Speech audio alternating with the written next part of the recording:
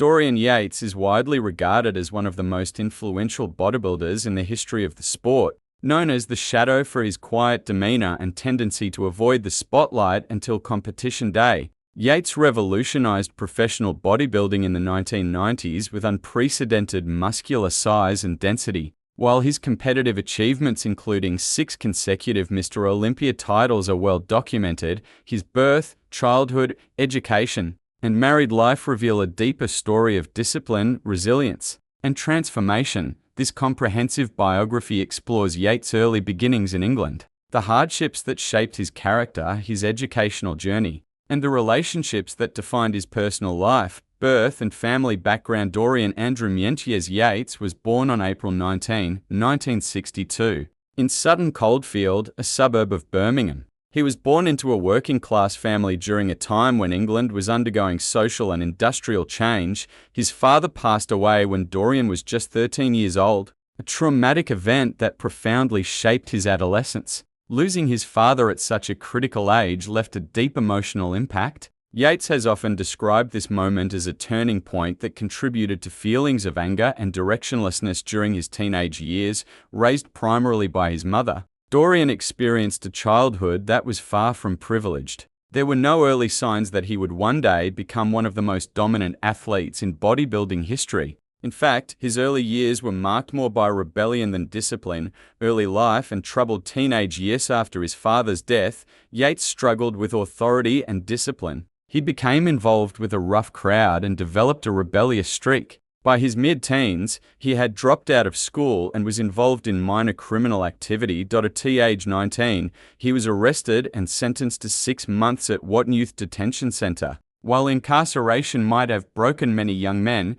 for Yates it became the foundation of transformation. Discovering weight training. During his time in detention, Yates was introduced to weight training. The facility had a small gym, and lifting weights became an outlet for his frustration and aggression. For the first time in his life, he found structure, measurable progress, and personal accountability. He quickly realized that bodybuilding was not just physical exercise, it was psychological therapy. The discipline required to lift consistently, eat properly, and track progress gave him purpose. The iron became his teacher. Yates later described this period as the moment he began rebuilding his life physically and mentally, returned to society, and commitment to bodybuilding. After being released, Yates returned to Birmingham with a radically different mindset. He was determined to avoid his previous lifestyle and focus entirely on self-improvement. He joined local gyms and immersed himself in studying training methods, nutrition, and physiology. Unlike many young lifters, Yates approached bodybuilding scientifically. He read extensively about muscle growth, rest cycles, and high-intensity training principles inspired by athletes like Mike Mentzer. His personality, introspective, analytical, and disciplined, began to emerge strongly during this phase. College life and educational development. While Yates is not traditionally known for a university academic career in the conventional sense, his college life can be understood in 2 important dimensions: formal education in his late teens, self-education in bodybuilding science. Formal studies. After his release from detention, Yates enrolled in college courses related to business and management. He understood that if bodybuilding did not become a career, he would need practical skills to support himself. He studied subjects connected to business administration and later applied this knowledge when managing gyms and supplement ventures. Unlike many athletes who rely purely on talent, Yates developed a strong understanding of entrepreneurship early on. Self-education in bodybuilding. Yates treated bodybuilding as a university-level discipline. He meticulously studied muscle anatomy, recovery science, progressive overload, nutritional timing, supplementation, kept detailed training logs, and experimented carefully with volume and intensity. His approach would later become famous as blood and guts training, named after his autobiography. Blood and guts, instead of high-volume routines popular in the 1970s and 1980 seconds, Yates embraced low-volume, high-intensity, fewer sets, maximum effort. This scientific and strategic mindset was the result of years of independent study. His true college education, the creation of Temple Gym 4. In the mid-1980s, Yates became CEO-owner of Temple Gym in Birmingham. This underground-style gym became legendary in bodybuilding culture. Temple Gym was not glamorous. It was dark, industrial, and filled with heavy-duty equipment. But it represented Yates' philosophy perfectly. No distractions, no ego lifting, total focus. Many top bodybuilders traveled from around the world to train there. The gym symbolized Yates' working-class roots and no-nonsense approach to excellence.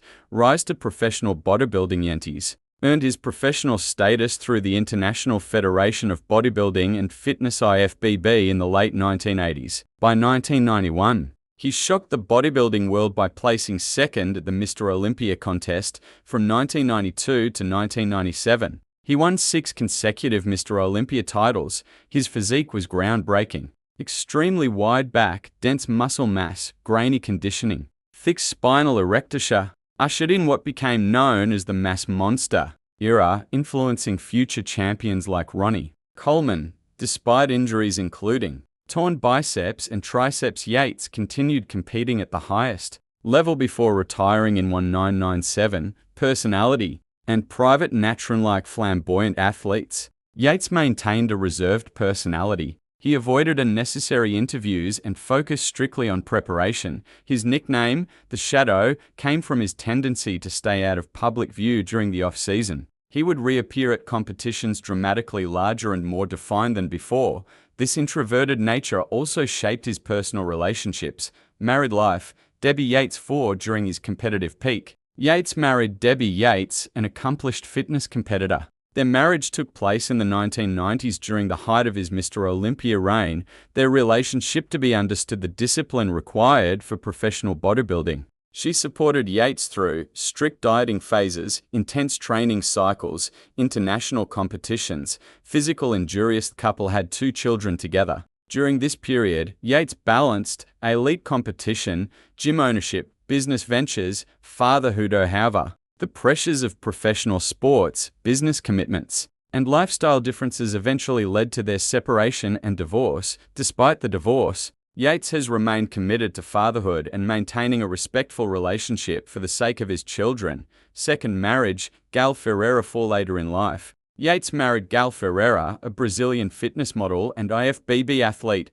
A new chapter. This phase of his life represents transformation rather than competition. Now living part-time in Brazil and Spain, Yates shifted his focus toward holistic health, yoga, spiritual exploration, plant medicine ceremonies. Longevity. Has spoken publicly about mental health, consciousness, and personal growth, subjects rarely discussed by bodybuilders of his era. With Gal, he has embraced a more relaxed and reflective lifestyle compared to the intensity of his competitive years. Life after bodybuilding. After retiring, Yates did not disappear from the industry. He became involved in supplement companies, online coaching, seminars, motivational speaking, advocates intelligent training, and emphasizes recovery more than overtraining. His philosophy today centers on balance rather than extremes. Physically, he no longer maintains his 260-pound competition size. Instead, he trains for health and sustainability.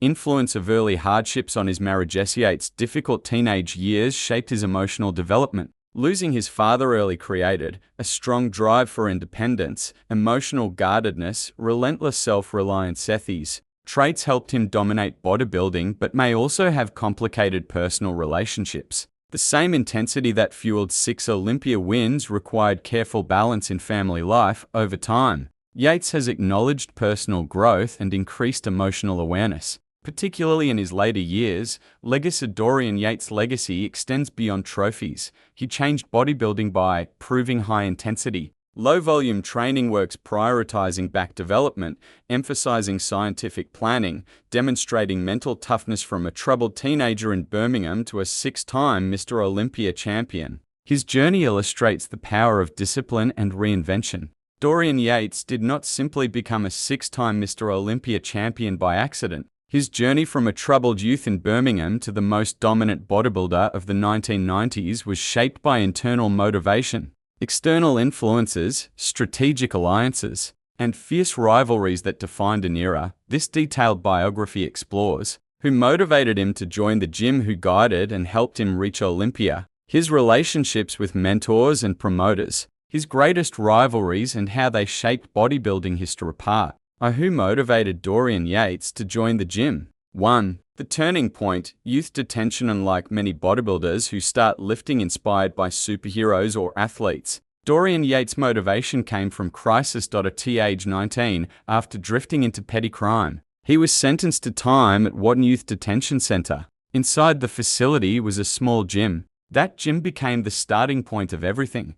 There was no single celebrity who motivated him at first. Instead, anger motivated him, frustration motivated him. The desire to rebuild his life motivated him. Lifting weights became therapy. He later described how the discipline of progressive resistance training gave him something he had never experienced before: measurable progress. You lift today, you grow tomorrow. Cause and effect. That structure changed him. 2. Early bodybuilding influence. His initial motivation came internally. Several figures influenced his philosophy once he began training seriously. Arnold Schwarzenegger. Like almost every aspiring bodybuilder of the 1980s, Yates was aware of Arnold. However, Arnold was not his primary stylistic inspiration. Yates respected Arnold's dominance, but believed the high-volume training approach was inefficient. Arnold showed him what was possible in terms of global success and charisma. Mike Mentzer. The philosophical influence. Biggest intellectual influence on Yates' training style was Mike Mentzer. Mentzer advocated high-intensity training, hit low volume, maximum effort, full recovery between sessions. Yates read Mentzer's writings and realized this approach matched his personality perfectly. Analytical, minimalist, efficient, brutal. Yates modified the system. Mentzer planted the seed of scientific training that would define his career. 3. Temple Gym. The environment that fueled him. The establishment of Temple Gym in Birmingham was critical. Temple Gym was not luxurious. It was dark, industrial, and intimidating. But it became his laboratory. The gym itself motivated him because it reflected his working-class identity. It had no distractions. It allowed total focus training. There was like entering a battleground. Part 2. WHO helped him reach Mr. Olympia. 1. The British bodybuilding scene. Before Olympia, Yates had to dominate the UK. He competed in British Championships, European amateur events. Massive physique shocked judges.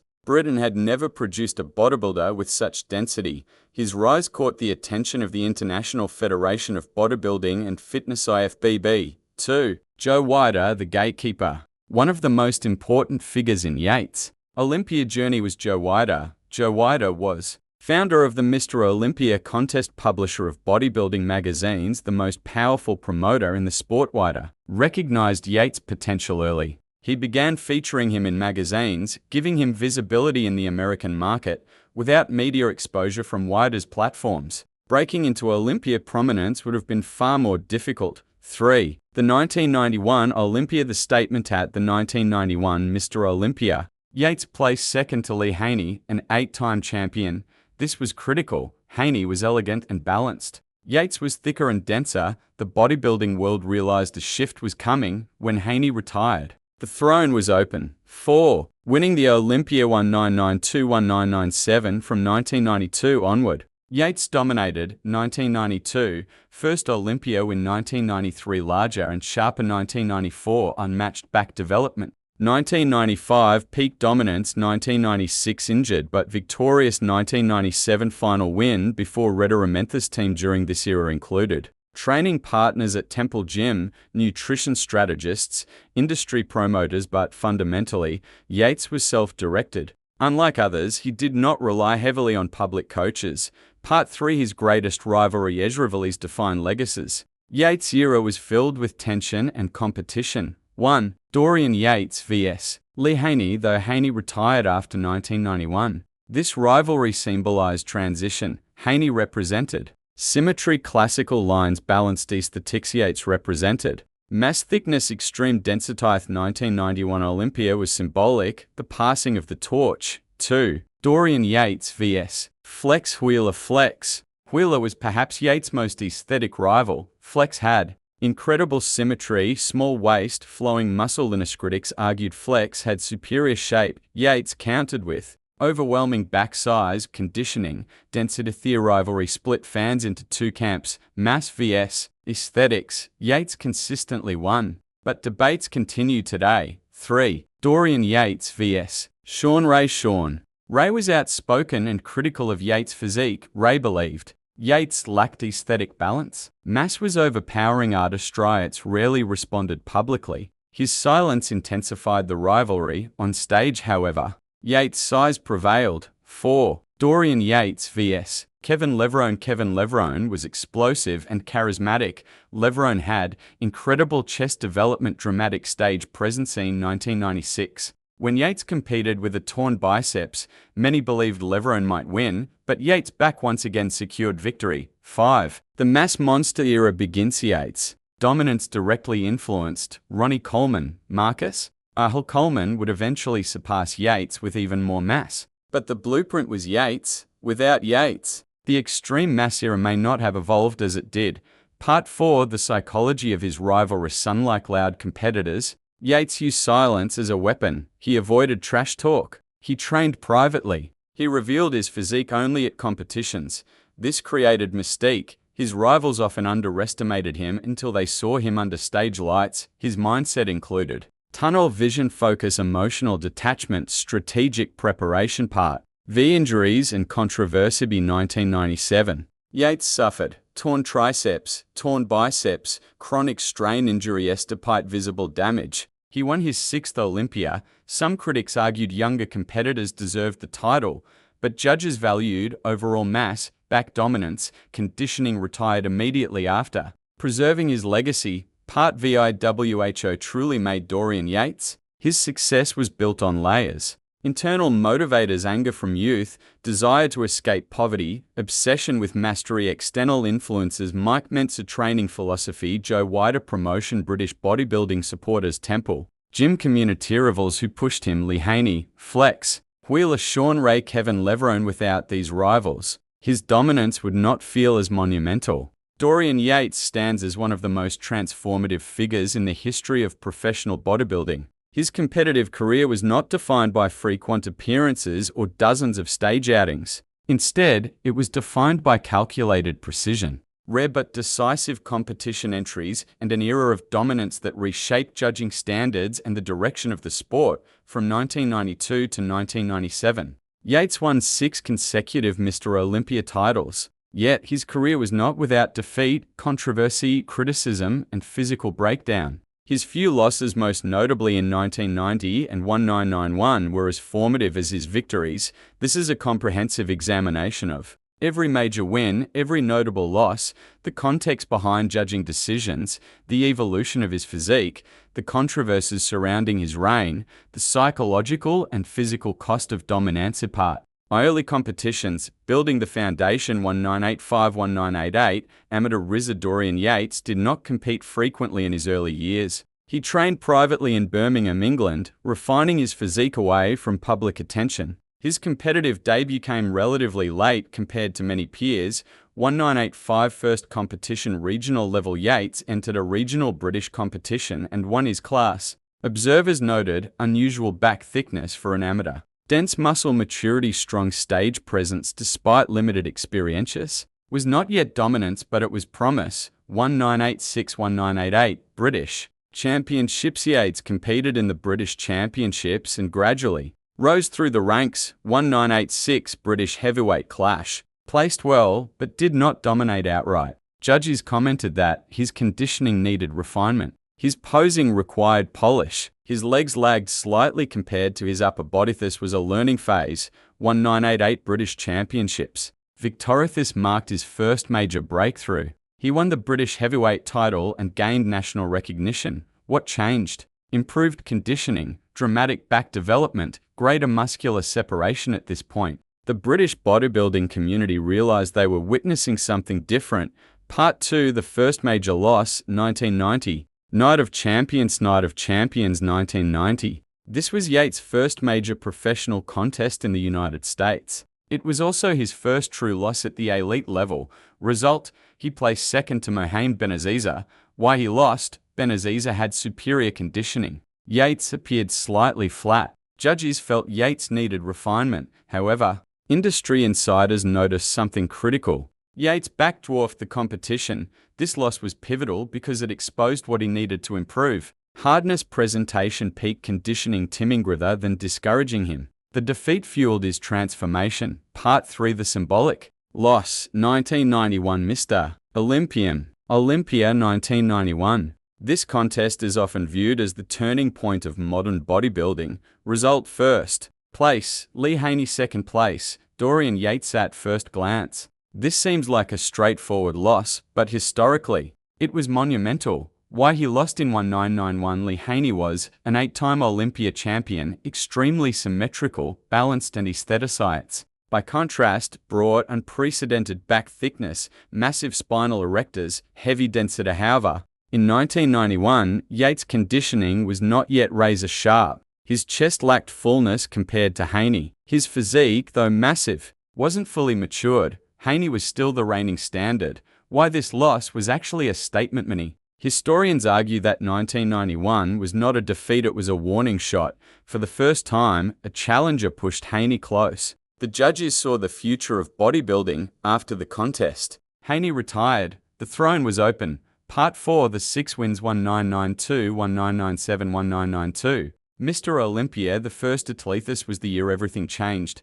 Outcome: Dorian Yates wins his first Olympia title. What made him win? Dramatic improvements in conditioning. Massive back dominance, greater chest and leg balance. Improved posing discipline. If bodybuilding world officially entered the mass era. Critics argued he lacked aesthetic flow. Supporters argued he redefined greatness. Judges rewarded mass and density. 1993 Mr. Olympia, the confirmation win once can be luck. Winning twice is legitimacy. In 1993, Yates returned. Bigger, harder, more confident competitors like Flex Wheeler emerged as serious threats, bringing incredible symmetry and shape, but Yates' back once again overwhelmed. His win solidified that mass, when paired with conditioning, beats aesthetics. 199 for Mr. Olympia. The peak of mass this year marked the apex of his physical dominance. Observers noted the thickest back ever seen, deep muscular separation, granite-like hardness. Rivals such as Sean Ray criticized his shape publicly. On stage, however,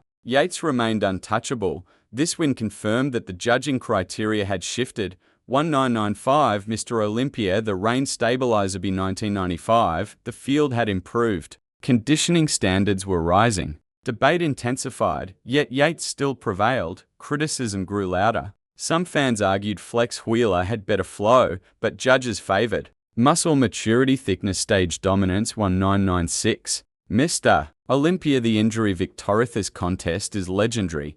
Just weeks before competing, Yates tore his biceps. He still entered the Olympia. Competitors sensed vulnerability, especially Kevin Levrone. However, Yates' back remained unmatched. His overall mass still exceeded others. His conditioning was strong. He won despite visible injury. This victory demonstrated mental toughness but also signaled physical decline. 1997 Mr. Olympia, the final win in 1997. Yates competed with a torn triceps, accumulated injuries, reduced symmetry. Critics were louder than ever. Some believed younger competitors should win, yet judges awarded him his 6th title. Immediately after he announced retirement, he chose legacy preservation over decline. Part V: The losses beyond the scorecard. Though his official record shows few losses, several unofficial losses shaped his story. Loss number 1: aesthetic debate throughout his reign. Critics argued he lacked classic lines, flow, small waist proportions. His physique symbolized power rather than beauty.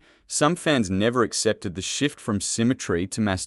In cultural terms, this was a philosophical loss for classical bodybuilding. Loss number 2: physical destruction. Yates paid a heavy physical price. Torn biceps. 1994. Torn triceps. 1997. Chronic joint damage. Highs. High-intensity training philosophy, blood and guts produced results, but also injury. His body eventually could not sustain it. Loss number 3: public perception. Battles competitors like Sean Ray openly criticized him. Media debates questioned judging fairness, though he kept winning. Public division intensified. This created tension between fans of mass, fans of aesthetics. Part VI: analysis of his winning formula. Did he win repeatedly? 1. Back development. Judges repeatedly rewarded width, thickness, depth. No competitor matched him from behind. 2. Conditioning evolution. After early losses, He perfected carb timing, water manipulation, PRE contest peak strategy 3. Strategic competition scheduler competed rarely. This preserved mystique, minimized wear, allowed maximum growth. 4. Psychological edge. Yates avoided trash talk. His silence created intimidation. When rivals spoke publicly, he responded with muscle. Part 7. How history views his loss today. Historians view 1990 as developmental, 1991 as transitional, 1996 minus 1997 as controversial but justified under judging standards of the time. His retirement prevented the type of decline seen in other champions. In that sense, he avoided the ultimate loss, fading into irrelevance. Part 8. The legacy of his wins and losses. Yates' victories changed bodybuilding, triggered the mass monster era, influenced Ronnie Coleman, redefined judging criteria. Losses taught him precision in conditioning, strategic peak timing, the value of constant improvement. Reflection. Dorian Yates' competitive career is unique because his losses were few but formative. His wins were dominant but debated. His injuries were devastating yet conquered. His retirement was perfectly timed. He did not simply win titles, he changed the sport. His career represents a paradox. The more he won, the more controversial he became. But in professional bodybuilding, results define history. 6 Olympia titles, few defeats, immense influence, and a legacy that still shapes modern physiques. When most people walk into a gym, they are thinking about one of three things: looking better, feeling stronger, or escaping stress. Very few walk in thinking about transformation at the level of identity. Dorian Yates represents identity, transformation. He was not born into greatness. He was not a teenage prodigy. He did not grow up with perfect structure, privilege, or a clear path. In fact, his early life was unstable, angry, and directionless. But he used the gym to reconstruct himself from the inside out. If you are looking for gym motivation, not hype, not slogans, not empty, no pain, no gain, cliches, his story offers something deeper: discipline over emotion, consistency over excitement, mastery over attention. This is not just a story about muscles. This is a blueprint for mental power. 1. From anger to iron, why his story matters to you. Before becoming a 6-time Mr. Olympia champion, Yates was a troubled teenager in Birmingham. After losing his father at a young age, he drifted into rebellion and eventually served time in a youth detention center. Most people let circumstances define them. He decided to redefine himself. In detention, he found a small weight room. No fancy equipment, no motivational posters, no cheering audience, just iron. That was the moment everything changed. Why is this important for you? Because your starting point does not determine your destination. Your decision does. 2. The gym is a laboratory of discipline. People treat the gym as entertainment. Yates treated it as a laboratory. He approached training like an experiment. What stimulates growth? How much recovery is required? What is the minimum effective volume? How do you measure progress objectively? He became a student of intensity, influenced by the principles of Mike Mentzer and high-intensity training philosophy. But he didn't blindly copy. He adapted, refined, and personalized. Motivation lesson number 1: don't just train hard. Train intelligently. If you go to the gym without structure, you're gambling. If you go with a plan, you're building. 3. The power of focus. Becoming the Shadow. Yates earned the nickname the Shadow because he avoided public attention. He didn't compete often. He didn't seek validation. He didn't show off. He trained in near isolation at Temple Gym, a dark, gritty, industrial space with no glamour. Today, many gym goers film every set, post every workout, seek likes more than progress. Yates did the opposite. He disappeared in the off-season. He returned to the stage unrecognizable. Motivation lesson number 2: silence builds strength. If you truly want results, stop announcing them. Build them. 4. Intensity over volume. Train like it matters. Yates' philosophy was simple. One all-out set done correctly is better than 10 mediocre ones. He believed in warm up thoroughly, perform one brutally intense working set, push beyond comfort, rest and recover. Complete lie did not live in the gym. He attacked it. Motivation lesson number 3: quality beats quantity. Many people confuse time spent with effort given. You can spend 2 hours in the gym and make no progress, or you can spend 45 focused minutes and grow. Intensity is not noise. It is controlled violence directed at your limitations. 5. Using pain as fuel. Yates didn't train because he felt good. He trained because it gave him control. Early emotional pain became physical discipline. In your life, you may have rejection, failure, insecurity, anger, doubt. The gym can either be a place to distract yourself or a place to weaponize your frustration. Yates chose the second option. Motivation lesson number 4. Pain is neutral. Direction gives it power. If you channel emotional discomfort into structured effort, you transform suffering into strength. 6. Consistency without applause. From 1992 to 1997, Yates won 6 consecutive Mr. Olympia titles, but those wins were not built on competition day. They were built in empty mornings, cold weather, off-season calories, injuries, isolation. He trained year-round, not for applause, not for trends, not for attention. Motivation lesson number 5. Consistency beats motivation. Motivation fluctuates. Consistency compounds. You don't need to feel inspired every day. You need to show up every day. 7. Injury, setback, and relentless return. Yates tore his biceps before the 1994 Olympia. He tore his triceps before the 1997 Olympia. Most people would quit. He adapted. He trained around injuries. He adjusted angles. He focused on what worked. He still won. Motivation lesson number 6. Adaptation is power. If you get injured, train what you can. If life disrupts your schedule, adjust. Don't abandon. Resilience is built in modification, not perfection. 8. The mental game, winning before the stage. By the time Yates stepped on stage, the contest was already decided in his mind. He visualized. He tracked progress. He measured body fat. He logged every session. He removed doubt through preparation. Motivation lesson number 7. Confidence is built, not felt. If you feel insecure in the gym, it is not a personality flaw. It is a preparation gap. Prepare so thoroughly that doubt has nowhere to live. 9. Avoiding the comparison trap. In the 1990s, he faced aesthetic legends like Flex Wheeler and outspoken competitors like Shawn Ray. Many criticized his shape. He didn't respond publicly. He improved privately. Motivation lesson number 8. Let results answer critics. Comparison destroys focus. Focus destroys competition. 10. The mass mindset. Go beyond average. Yates changed bodybuilding by prioritizing mass and density. He didn't try to be liked by everyone. He aimed to dominate. In your gym journey, you must ask, do you want average results or exceptional results? Exceptional requires precision nutrition, proper sleep, progressive overload, brutal honest motivation lesson. Number 9. Commitment eliminates mediocrity. 11. Training alone, self-reliance is strength. Or he had training partners. Yates developed internal motivation. He did not rely on hype music. He did not rely on group energy. He relied on personal standards. Motivation lesson number 10. Self-discipline outlasts external motivation. If you only train when inspired, you will plateau.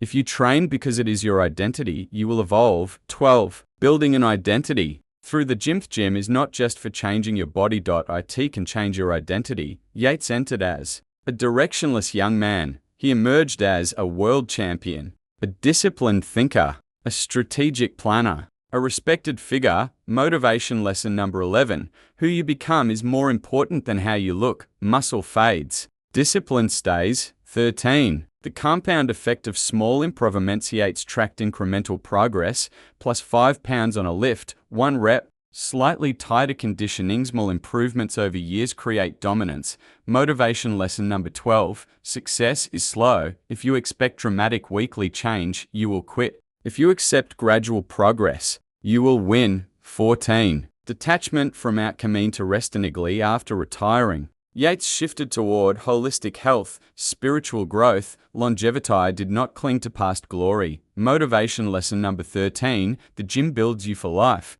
not just aesthetics. Train to strengthen your future self, not just your mirror image. 15. Practical application. How to use his philosophy. Here is how you can apply Dorian Yates style motivation immediately. Train 4-5 days per week with intensity. Log every workout. Focus on progressive overload. Rest completely between sessions. Eat intentionally, not emotionally. Avoid social media distraction during training. Visualize long-term goals. Measure progress monthly, not daily. Embrace discomfort. Stay quiet and let results speak. 16. The ultimate lesson, reinvention is possible. Its greatest achievement was not 6 Olympia titles. It was transformation. He turned anger, discipline, chaos, structure, weakness, strength, obscurity, legacy. If he could rebuild his life through iron, so can you rebuild yours? Final words of motivation when you walk into the gym tomorrow. Remember, you are not lifting weights. You are lifting your standards. You are not chasing aesthetics. You are building resilience. You are not competing with others. You are competing with yesterday. Dorian Yates proved that intensity, discipline, and focus can turn a broken beginning into a dominant legacy. The iron does not care about your excuses. It only responds to effort. Train with purpose. Train with discipline. Train like your future depends on it, because in many ways it does.